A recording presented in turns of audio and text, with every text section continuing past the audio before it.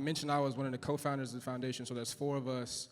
Linwood, Johnson, and Ricky Parker are unable to be with us today, but I'm going to throw it to another co-founder who you guys may know for different reasons. Some people call him Chauncey, some people call him Chance Fisher, but whatever you want to call him. He's dressed in a suit today, so let's call him Chauncey. I call him Chauncey because he's dressed in a suit, but I'm going to pass it to my man Chance Fisher, a.k.a. Chauncey Jenkins, right now.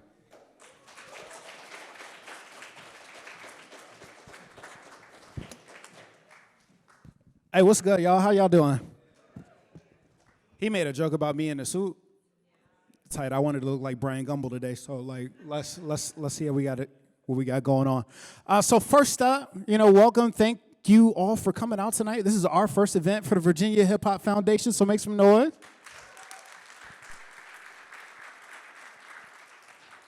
Without further ado, the first person that I want to introduce is my man Nicholas F. He is one of the biggest inspirations on my pen ever since winning the Freestyle Friday on 106 in Park. Came in second place with the Source Unsigned Hype Underground competition, and it has been an integral part in this scene. I first heard him from the B is for Burglars mixtape, and my favorite album by him is Stuck. And I hope that you all have a great time with Nick tonight. Come on out.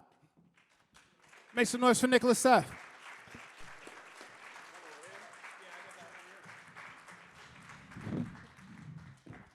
How y'all doing? And our second guest this evening really needs no introduction. Came onto the scene February 13th, 1996 with the debut album From Where. That date today is now known as Mad Skillz Day. We have a 2-time Grammy nominee, professor at University of Richmond, DJ, rapper extraordinaire, and has written for some of your favorite people. Make some noise for my man, Mad Skillz.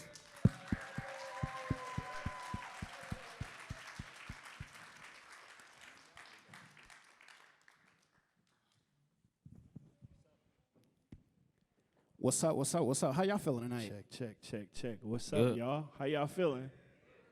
Hey, can you cut me up a little bit? Thank you. Yeah, thank you, sir. So first, before we get into this, I wanna do a couple things. We got a couple birthdays in the room. Nick, your birthday was on the 8th, correct? Yes. All right, so happy birthday to our man Nicholas F. Scorpio season. And then I think I saw Mike in here, Michael Million. Ew, make some noise for Michael Million. Yep. Shout out Radio B, I see you out there. Noah O, where you at? Shout out Noah. A lot of love in the building tonight. So welcome to Pen Game. We are going to be exploring both the art and business of the pen this evening with 2 of my favorite writers in the scene. And we wanted to just sit down and really, really look at the entire scope. So we'll start with some of the origins of the pen. We'll get into creativity and process. We'll talk about business, and then we'll get into some advice this evening. So first, let's kick this off with Skillz. What's the first time you realized that you had a pen game or that she was really nice? I wrote a song called Maybe, Maybe Not. And it was about trying to talk to this girl. And I said it, girl. She looked at me like, wow, you wrote that? And I was like, I think I got something. So I might have been 11, maybe 12. First time I actually wrote my thoughts down and said them to somebody. You still remember some of the lyrics? Yeah, no, we're not doing that. We're not gonna go that route, but I do remember some of it. But that was probably the first time I remember writing something and getting a reaction from like one of my friends. Nick, what about you? I would say the first time I realized that I might be kind of nice. So like I started writing probably around like 6th grade, but I kind of like got the realization when I moved here to Richmond in 9th grade. I didn't know anybody. I was new in the school. And we had a homecoming football game. And after the game, there was a bonfire. And all the upperclassmen were out there rapping. There was like a cipher around the bonfire. And at that point, in ninth grade, I had already been writing for about 3 years, so I was loaded up with raps. And I kind of just went out there and just went crazy. And when I came back to school the following Monday, I was the rapper. You know what I'm saying? I was the little dude with the twist in his hair that had the bars. Did you have a rap name, though? My rap name at the time? Yeah, what was your rap name? Oh my gosh. So I had some wild names. I don't remember exactly which one. It was probably something real corny like D Amazing. Like letter D Amazing. And then I had then like in my Wu-Tang era, there was like the General Sun and like Knuckles and all of that sort of stuff. So Sorry, so Skillz, how would you say since you first wrote, maybe not, how's your writing process changed since then? I still, it actually, it's more, I try to be a little, it went from trying to be complex, you know what I mean, to then trying to dumb things down so it could be simple and easy to remember.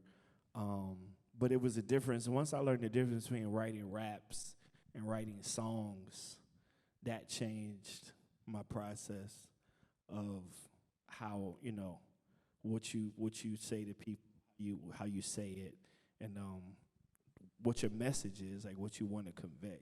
So it's changed over the years, but it's different things that I feel like I always want to be sharp at. So if I want to pull that tool out or pull this tool out, I still know what I'm doing when I cook, you know what I'm saying, the whole dish. So, do either of you have any particular routines or anything that you go through? Like, do you have kind of like something like, this is my daily practice? Like, what do you do? Yeah, so I'm kind of like in the state of perpetual writing. It never stops, right? And that doesn't mean I'm necessarily writing a verse every day or all the time, but every day I'm writing something. It might be a word, it might be a phrase, it might just be a thought starter, whatever it is. And then when it's time to actually create a song or come up with a verse, then I'll sit down, I'll refer to my notes, and I'll look back at my thought starters, whatever keywords or phrases or reference points, with anything that I may have jotted down. And then I use that to kind of like, and then use my like rapping tools, right? Whether it's I break it down into like a multi-syllabic like rhyme structure, or if I build a metaphor out of it, or if maybe it's a thought just to write a story. But like, I guess my whole thing is to just like constantly just like add stuff to my notes. You know, it may not be writing every day like a verse, but it's something. I still write like on actual, like with a pen and paper. Like, That's fire. oh, You know what I wow. mean? I like to see it, because in my mind, I'm like, shit, if I lose that phone, you know what I'm saying, I'm going to lose a lot of shit. Yeah. So I might jot something down, but if it's a keeper and it's something that I want to remember, I don't want to forget, it go in the book. You know what I mean? The book, I still actually write, and I can just go through pages. And it's weird because it's like, I still don't want people to be able to read it if they just found it in a alley or something. So if you read it, you would be like, what? So you got like a little cipher, like Hammurabi Code type situation going on. You know what? It's just sloppy, but it looked neat to me. But it's weird. That was a thing in the era of rap books, though. Like, everybody's rap book looked different, right? Like, there are people who wrote them, very neatly in short little phrases, and where you take your breath is where they do a line break. You had people like, I have a homie who would literally just write the rhyming words on the page, and he memorized everything else. And like, he might say the rhyme different every single time. Like, the words might change just a little bit, but those rhyming words are, you know what I'm saying, there's some people who just write a big block, and Mace used to write all of the words on the right-hand side of the page. So if you ever opened up the book or saw the paper, you would just see all of the words on the right. And then he would go in the booth, and you would hear, it's hot at the Greek Fest. It's hot and sandy. I rent scooters. I'm with my family. Tank top, flip flops, really nothing fancy. And all you saw is the words on the right. So you're like, wow, that's crazy how but he actually always wrote like that. So I got more questions for you, like, cause you still got physical books. So one, were you like decorating your books? You had like little like jackets on them, like you put a shiesty on your book. You gotta understand. Like I went from composition books. I've had them all, like Trapper Keepers. If anybody here remember those. Yes, yo. You know what I'm saying?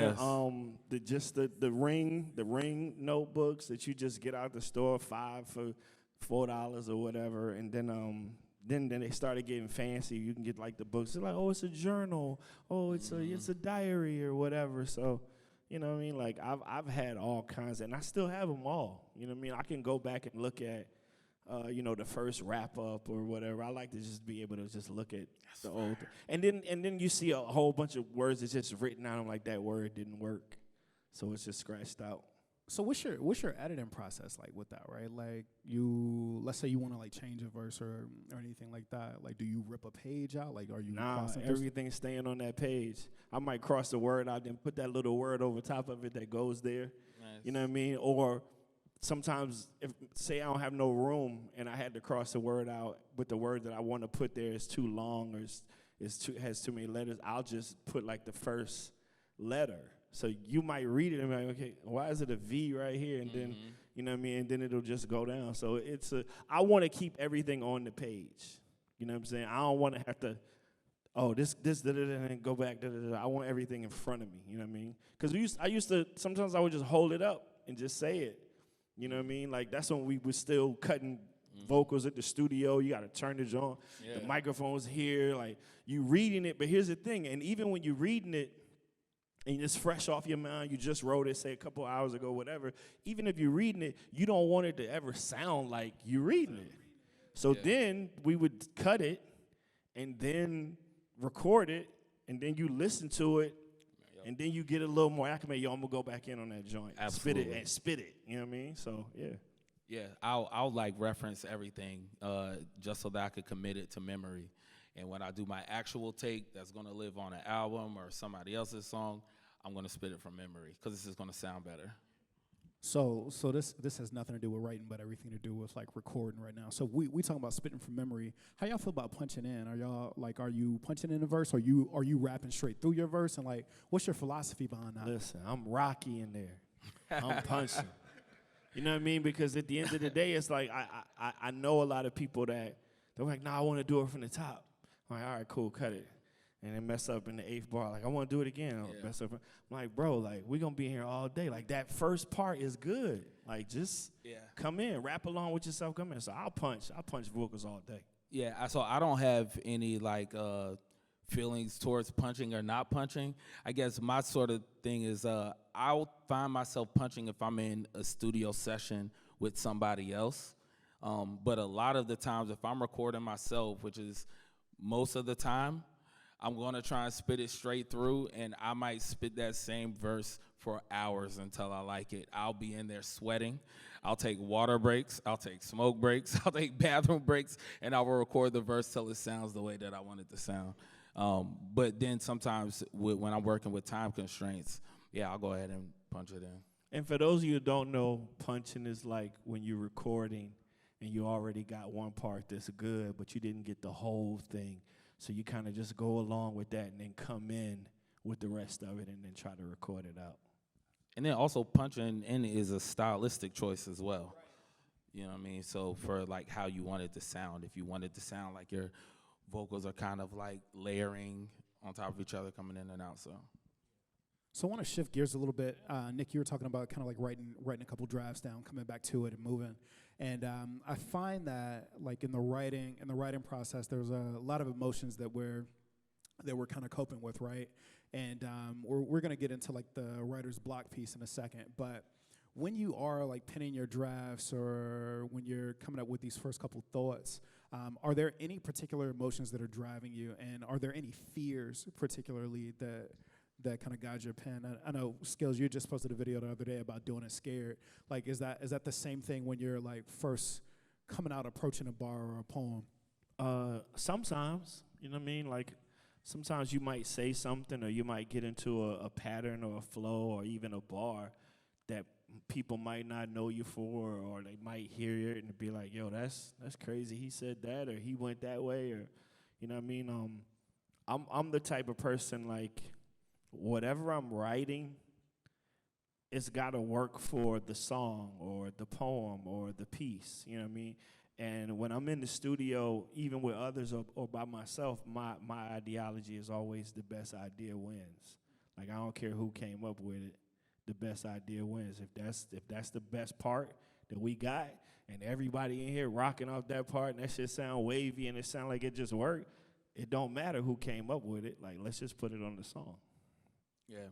I would say when it comes to, like, making creative decisions in terms of writing, like if it's emotion or if there's any fears, I wouldn't say there are any necessarily fears that kind of, like, drive my writing. But there are moments, right, like if it's like an introspective song, if I'm talking about something personal, there might be a bar where, you know, I'll pause before I decide if I really want to say this, because I know that people in my life are going to be listening to it. They might be affected by it. And a lot of the times I make the decision, hey, if it makes me feel uncomfortable, I'm going to say it. You know what I mean? And so, like, there's been times, like, even my homies that ask me, like, yo, you wild for saying that. Yo, like, you ain't get in trouble for saying that? Or, like, you know, but I just feel like if it's a thought in my head and if it's something that kind of, like, made my stomach jump a little bit, there's probably somebody else that can identify with that and might be looking for those words to articulate whatever it is. And I was the king of saying shit that I shouldn't say. So I started, like, I listen to those songs now and be like, you know what I mean? Like, I listen to the first wrap up and I'm like, damn, I said that? Classic. Like but it's still, it's like, I'm like, it's bars in that song that's like cringeworthy. So I feel that way about some of my older music, right? There are older songs of mine that I know, like, my fans want me to perform, and I'll perform them, but being the man that I am now, some of those lyrics would be like, oh, I got daughters. Right. You know, like, fathers now. You know what I'm like, saying? You got businesses and yeah. you know what I mean? Sometimes I pray, I'll be like, man, I hope. Leave that down there. Like, keep that, because I was wilding. So let's stay on that. What are those conversations like in your personal life then? Like when you do make the decision to, like, go and perform a record like that, or you do say, like, hey, this might be a little scary, but I need to get it out. Like, do you have those conversations before the song itself comes out? Do you wait for everybody to kind of hear it? Like, how's that go? Yo, so I'll play the song and just see if they react to it. You know what I'm saying? Like, just see if they react. Oh, okay. And then if the conversation got to be had, the conversation got to be had. I try not to put anything, like, crazy out there, but, like, you know, you just never know. You know what I'm saying? Especially when you're being more introspective. And, you know, as writers, you have to think back to, you know, like, yo, okay, all right, on that day in 1999, that's how I felt. You know what I mean? That was the climate of what was going on in the world. You know what I mean? So, some of the things you got to stand on and realize that things have changed from now to then. But as long as you can look back at that and listen to that and go, like, I've grown, I've progressed as an artist, as a man, as a human being. You know what I mean? Some of the stuff was said for shock value. Like, some of it was just to get people's attention. Like, and sometimes when I hear those lines, I'll know exactly why I wrote it. Absolutely. And that helps me to be able to be like, oh, you know what I mean? Like, you was really trying to just get heard. You know what I mean? Like, for real talk. The context matters.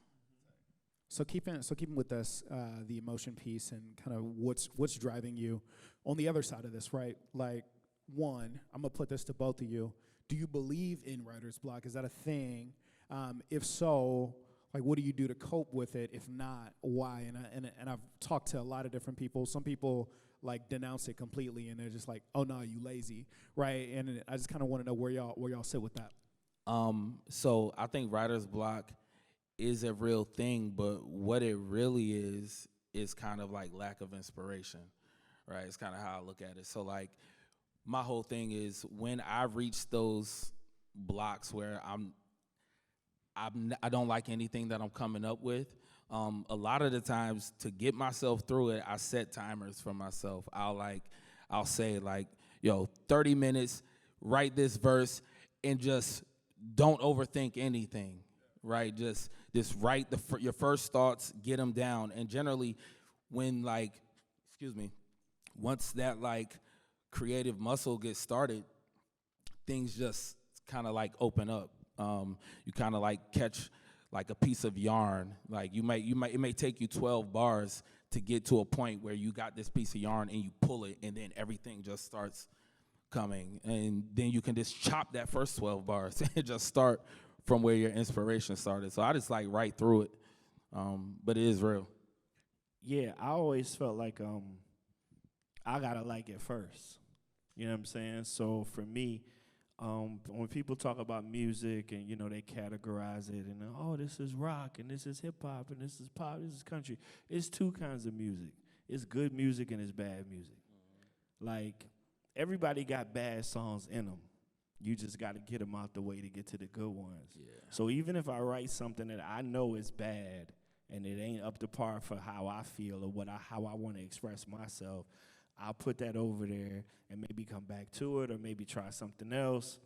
But I know that wasn't good enough for me. So once I get to the thing that I think is dope and I think is ready to be heard by whoever wants to listen, that served its purpose because I knew that wasn't it. You know what I'm saying? Like, I feel like in today's climate, if a lot of people knew and accepted that, okay, this ain't it, we would probably have better songs. You know what I'm saying? So. Skillz, you were saying something about the best idea wins, right? So that leads me to kind of my next question. You were just saying you write through it. When do you know when to practice restraint? Like when is too much? Like in that editing process, right? We say it's two things. There's writer mode, there's editor mode, right? In that editing process, like how do you know when you've gotten to the best idea and we're not gonna go forward? Like what's that process for you? You never know if it's a hit. That's the first thing. People are like, oh yeah, I knew it was a hit. No, you didn't. You hoped it was a hit. You knew when it felt good to you. You know what I mean? And sometimes just keeping things simple, not overthinking, like Nick was saying, not overthinking it. Like sometimes he said, I give myself a time limit. If I don't get to it by this time, then I'll maybe come back to it tomorrow, start working on something else. But you never really know until it's in the world. And once you put it in the world, it's not yours anymore.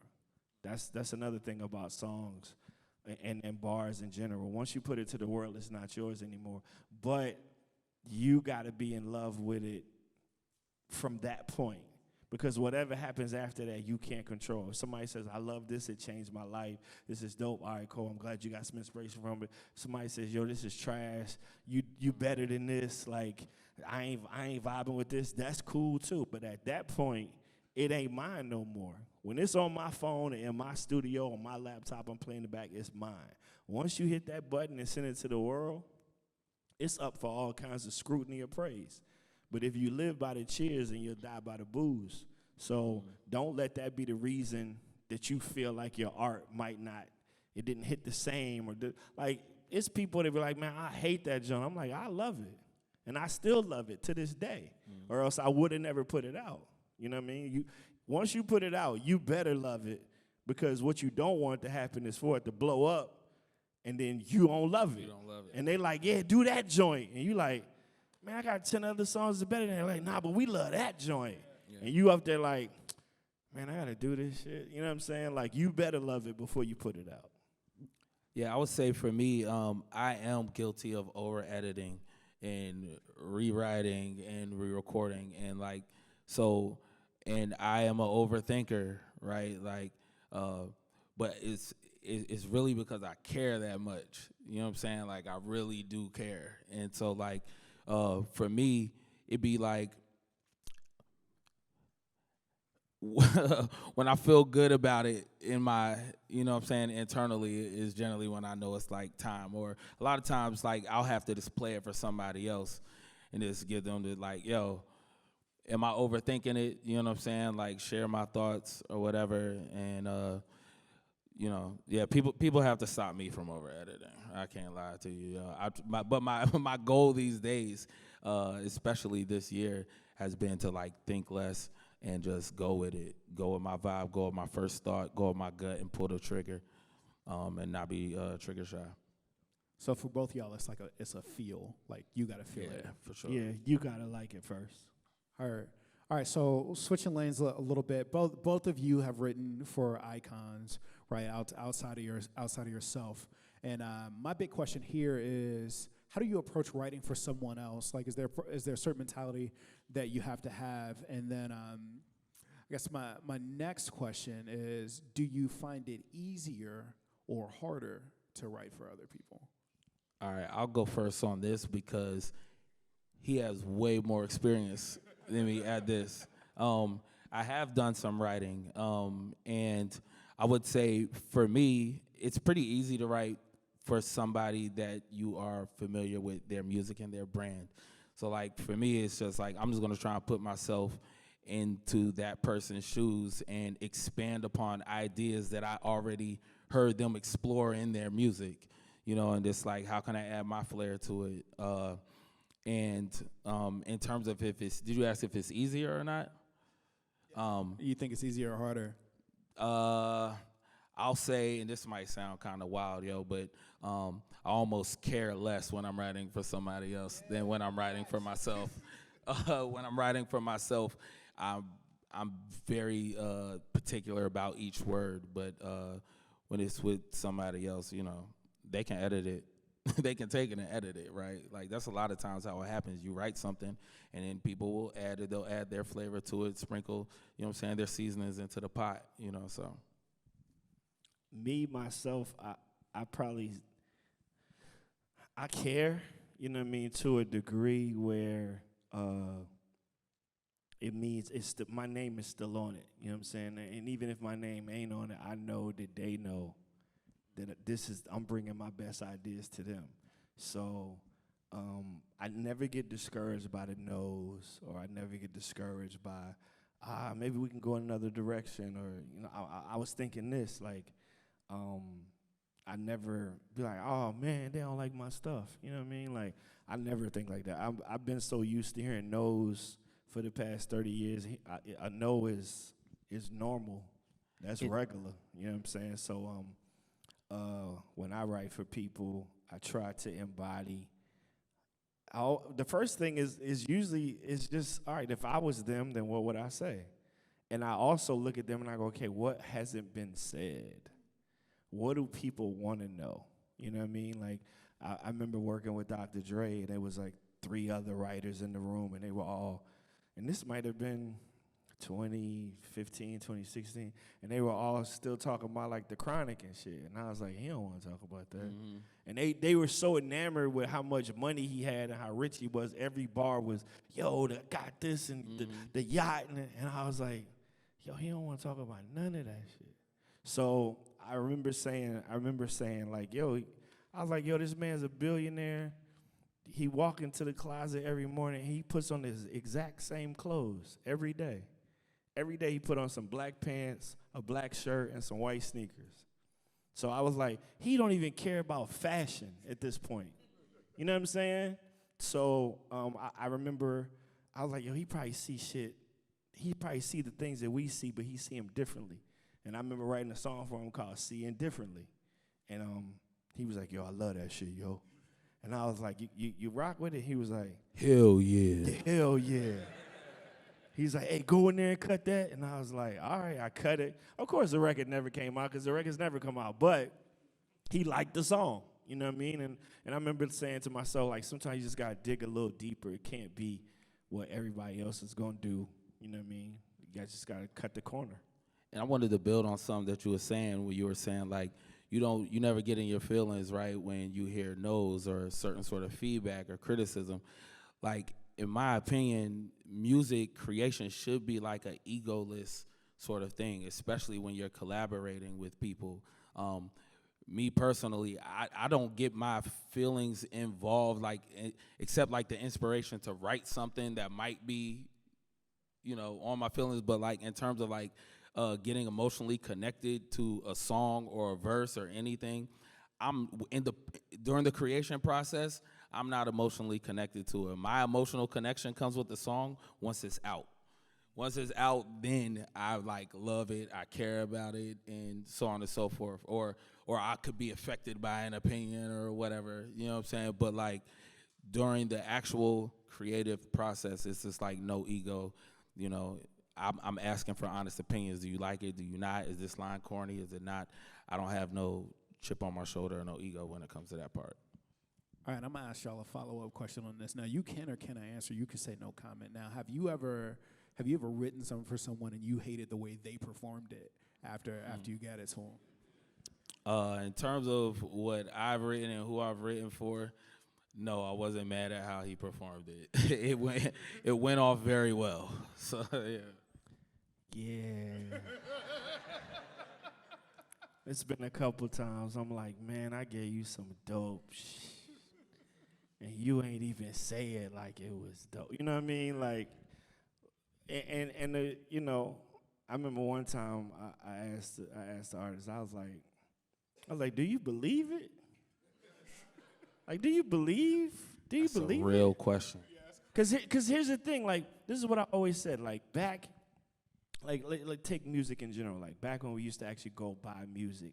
If you ever bought music and you went to a Best Buy or a store or whatever, and you went and you spent $18 on a CD, it was because a part of you believed that Wayne was the greatest rapper in the world. Like, you believed it. You know what I mean? Like, so for me, they gotta believe it. That's the first part. I'm not gonna write nothing for you that's gonna have you out here sounding crazy. Like, yo, this is so not me. Like, I want to sit down with you and have conversations with you, and we talk, and then we make music. Sometimes we might be in the studio 2 or 3 days, and we don't never make a song. We just talk. You know what I mean? That's me doing my homework because I don't feel like I know enough about you yet to even start to make a song. But yeah, it has been a couple artists. I'm like, yeah. You know what I mean? But, it comes with business.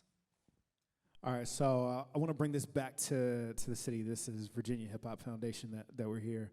Both of you guys are Richmond legends, Virginia legends.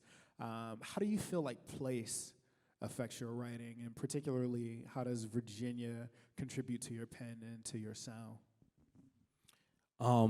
So I would say geographically, the way that we're kind of situated, right? Growing up, we listened to all sides of hip hop, right? So I had a heavy New York boom bap influence, right? But during those same parties, during that same era that I was listening to Jay, Nas, Busta Rhymes, I was also listening to 3 6 Mafia, Bone Thugs and Harmony, Pastor Troy, so on and so forth. So like the way that we're situated, we have influences from all sides before the internet era, right? But before, social media created like homogenous like hip hop palette for everybody, right? Like we all hear and we all get everything. But like there was a point in time when like there were regional sounds. Like there was an Atlanta sound, there was a Florida sound, there was a West Coast sound. In Virginia, and they always said like Virginia didn't have its own sound, but we were lucky enough to be geographically placed to where we had people from New York always coming down and moving to Richmond, and we had people from Atlanta and down south moving up into Richmond. So we had that a lot of influences. And so for me, the way it affected my writing is I tried a lot of different styles. I tried to emulate every single rapper that was my favorite. You know what I'm saying? When I was rocking with Bone Heavy, like, right? I was kicking those types of raps. When it was Wu-Tang, I was going heavy with that sort of style. When it was Jay, when it was Outkast, whatever it was, like all of that kind of like played a role in it. And I think it's really just kind of like where we sit on the map. Kind of help with that. Being from here, for me, how it pushed my pen was I was very adamant about I got to do more You know what I'm saying? Because I'm not from a major place. You know what I mean? Like when I came out, there was nobody. So From where? if I went to, if I went to a radio station and, the hot rapper in the game had just left and I'm like, yo, what did he do? Oh, he did an interview and he did a 5 o'clock jingle for the mix. And I'll be like, shit. All right, so now I got to do 2 interviews. I'm like, who the other DJs? They like, yeah, it's DJ so-and-so. He mix on Saturday. So-and-so mix on Sunday. And then we got a local show. You know what I'm saying? I say, do he got a theme song? They like, nah. So I'm like, so I got to do all of that just to for you to remember me when I leave. So I knew anytime they cracked that microphone open, they threw on a beat that I had to be better than whoever just left. You know what I'm saying? So that pushed me to, like you would say some things that other rappers wouldn't say. Sometimes you say some shocking stuff. Sometimes you say stuff about the neighborhood we in or the city we in. Like, and they like, oh, he tapped into where, where we from? Damn, so-and-so ain't even care. You know what I mean? Like, so I would always do my homework when I got to cities. And I think when I was working on music, that would help me think geographically of where I might end up and who I might have to impress so they'll remember me and maybe spin my record a few more times, you know what I'm saying, just because I did them a solid. Plus, it's dope, but, he also looked out for me. He came by the club. We do a night. He came by there and hopped on the mic and did a song, you know what I mean? Like, I knew when I wrote, I had to keep those people in mind because they might need something, you know what I mean? Favor for a favor type joint. When do y'all feel like you found your voice? Wow. Yeah, that's a good question. Yeah, I still question. Right. To this day, I still question. Yeah, I think that's voice. like a thing that's kind of like always evolving. Like, I feel like my and it also means like, what is voice, right? Like, is voice your perspective? Is it the way you approach a record or whatever? So like, to me, my voice is like what I am doing in that moment, right? Like, I kind of like switch it up on my albums, right? Like, drop Vices, I fell into my PD bag. I dropped Trifling, it was more of a melodic bag. That was a voice for that. Right now, I'm in a different bag, you know what I'm saying? So I think my voice kind of always evolves. When I found it, I don't necessarily know. One day, I realized that I was who I was. I just kept working at it, and then one day I realized that, hey, I'm Nicholas F. And also knowing what you can't do. You know what I mean? Like, when I first came out, my voice was super, like, nasally. Like, I had a high-pitched voice. And I remember people used to say all the time, yo, he's like Big L. You know what I mean? Him and Big L sounded alike. And at that moment, when I started seeing it in magazines and I would start seeing it, I would go to radio stations. I'm like, oh, you kind of sound like Big L. I knew I can't rap like Big L. You know what I'm saying? So if I already sound like him, just because we got the same tone, his style was he would take like 2-word syllables and run them down the line like I'm a wild child with a wild style. Your guns go boom, boom. My guns go pow, pow. I knew I couldn't do the 2-word go down the line thing. I couldn't do it because I'm already close to him. Yeah. So if I start doing it, it's like, yo, now you biting Big L. So I'm like, I got to totally go a whole nother way. So I never did that pattern, you know what I'm saying? And even though it was a dope-ass pattern, and even if I stumbled into like, yo, got to take that word out. It's too close. You know what I mean? Because you want to stand on your own. So once you find your voice, it's something to be said about doing what you want to do. And it's cool to be influenced and to get, pull little things from this person, but to just totally sound like somebody else. Like Magoo couldn't help. He sounded like Q-Tip. You know what I'm saying? That was just, rest in peace, like that was just his voice. Yeah. If you had a conversation with him, that's how he sounded. But, he couldn't, you can't do the Bonita Applebum flow. You know what I'm saying? No time, because that's a hit. Right. People, you sound like Tribe. All right, so we got a few minutes left. I want to ask you some questions about the business of the pen and then get into some advice. So first major thing here is, how do you approach conversations about credit, publishing splits, any things like that? And also, have you ever had a moment where you didn't get paid or didn't get credit for a thing, and then would you do? Man. Yes, I have had that happen. And I got somebody else to handle that for me, to be honest with you. Like, when it comes to the business side of writing and publishing and all of that, I'm still learning, right? And I have people that are far smarter than me and more proficient in those sorts of things, and I refer to them. And if I need to, I might send this guy a text. Man, early on in my career, I definitely wrote a lot of joints that, my name might not be in the credits. I might not see, any residuals from it. And after a while, like at first I was like, I'm just paying my dues. That's what they do. And then after a while, I'm like, man, fuck this. Like, you know what I'm saying? Like, you had to get smart about it. But I'm very adamant now about making sure that the business is.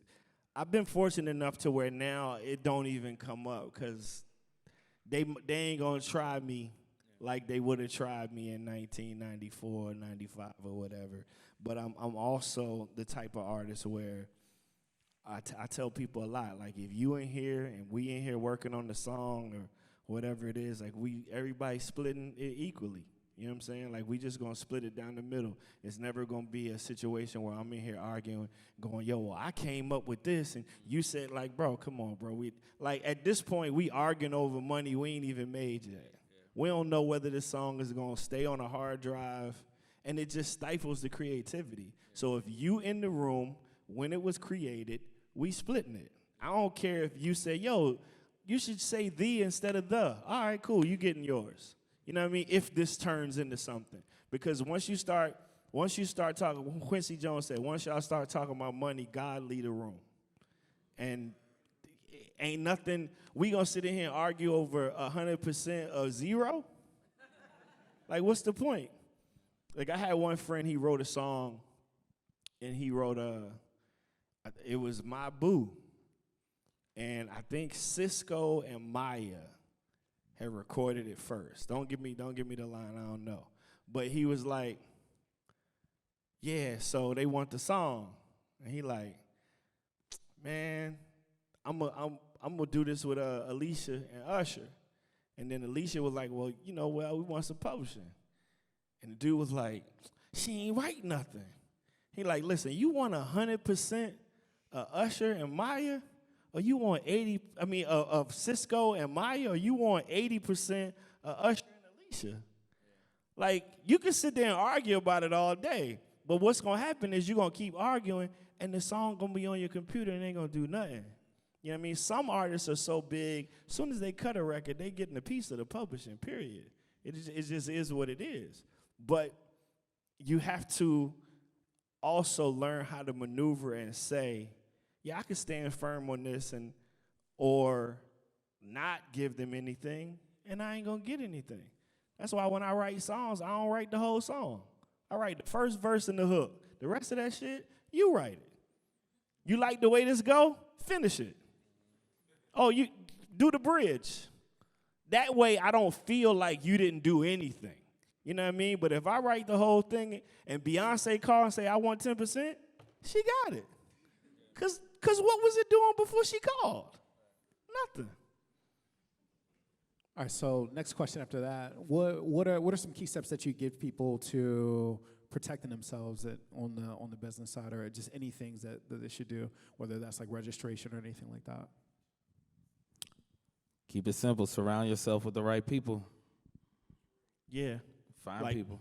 If you in the room with some people and you already feel query about it or feel uneasy, just be like, yeah, man, my baby mom called me. I got to go out and take a call. Just don't come back.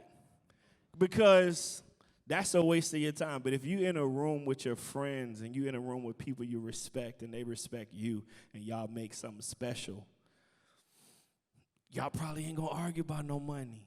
You know what I'm saying? Everybody gonna eat. When you get that one person, you know what I mean? Like, and don't get me wrong, it's been times where it's that one person. You know what I'm saying? Like, I just did a camp not too long ago, and it was 5 of us, and we came in the room, and we all started working, and dude was like, yo, I think I already got something for that beat.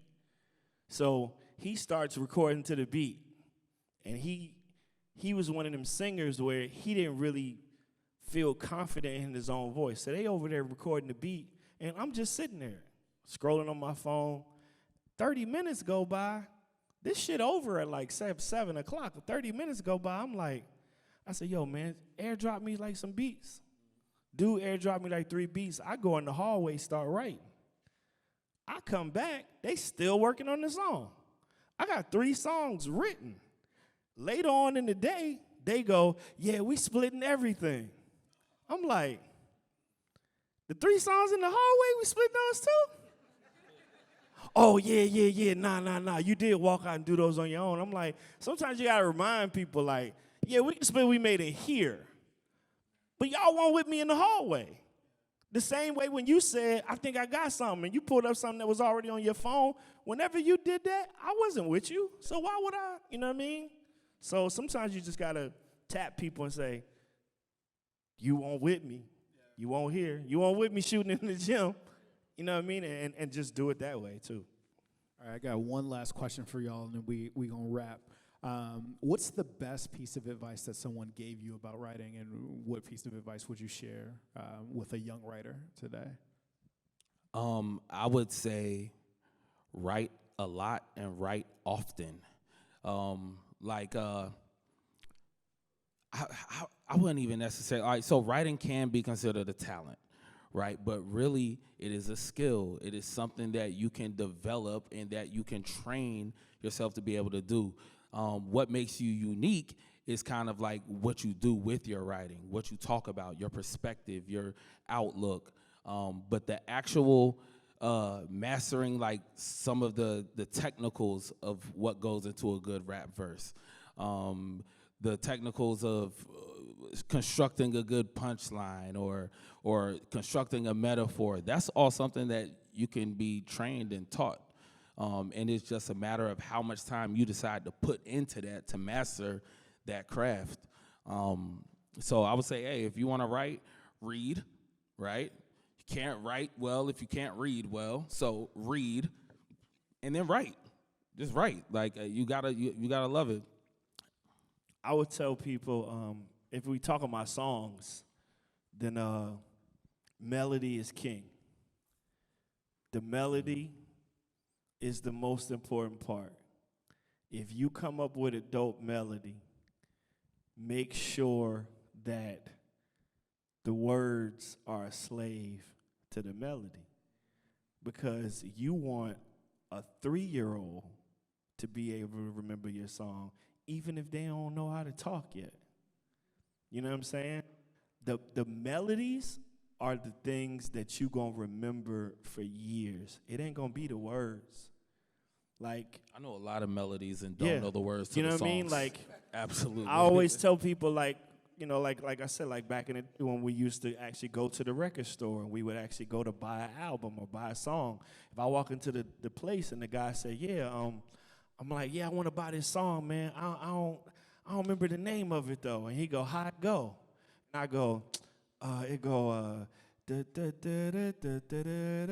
yeah, I know what it is. That's like, that's it. You know what I mean? Like, the melody is the king. If you can get people to remember melody, I've been places where people don't even know how to speak English. And they literally in the crowd going, mama say, mama sa, mama kusa. They don't know what that shit mean. But it's just catchy. And sometimes catchy is more important than the words. You know what I mean? Like, you really got to focus on melody, because if you get a good melody, you already halfway there. Now you just got to make the words match. You know what I mean? Well, that's our time, everybody. Let's give another round of applause for Nickelus F, Skillz. And I'm your host, Brian Gumble. Have a great night, y'all. And how many Thank you, everyone. students in here? If you go to Virginia State, how many students in here? Fire. All right, I'm gonna give y'all some advice too before we get out of here. A lot of times we always end up we were talking about doing music with our friends and our homies. A lot of times y'all make things and y'all be trying to network up. Like, oh, I gotta get my song to Beyonce, or I gotta get my script to Tyler Perry. Sometimes it ain't about networking up. Sometimes it's about networking across. Your roommate might be the next Tyler Perry, or the girl in your sorority might be the next Beyonce. Like, think about working with your peers more than you work with trying to get up. Because them people up there, they already got all their friends. They already got all of their connects. You getting in that door might be a little tough, but you working with your friends is going to always be an avenue you could take. Make your own cool table. Yep. Thank you, everybody. We got some closing words from Dr. Jermaine King coming up shortly. Ladies and gentlemen, another round of applause for our hosts and for our panel. And then while you're at it, give yourselves a round of applause. You'll really appreciate it. Thank you for celebrating Hip Hop History Month with us. So I want to say some integral parts, some individuals who made sure that this event happened.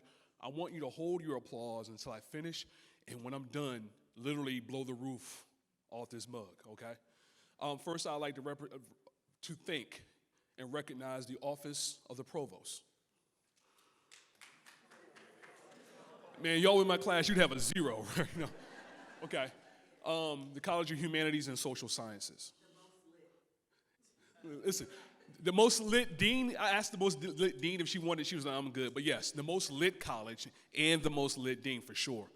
Also, the Department of Music, this structure that we're in, this venue was by them. Also, the Well Collective, and last but not least, the Department of Languages and Literature, where Monday, Wednesday, and Friday I hold it down for our department. You can clap. Now you can clap, please. Thank you. Dean Crawford. All right. Welcome, everybody, again. And I was voluntold to be up here, so I don't mind doing it. But I'm happy to be there. I won't say by the most lit dean who told me I had to do this. You said English 333? I have some students from Sociology 333. We have our hip-hop class on Tuesdays and Thursdays.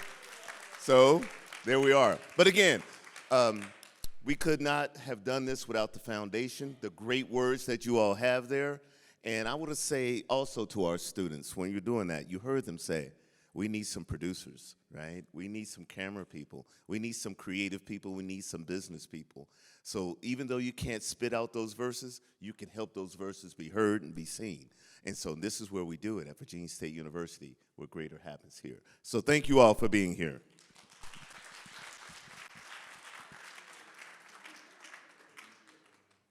Vaughn Moss, Dr. Mecca Marsh have been my 6-man tag team partners since July, okay? Since July. We've been working on this technically since late June, but really since July. A round of applause for them because, listen,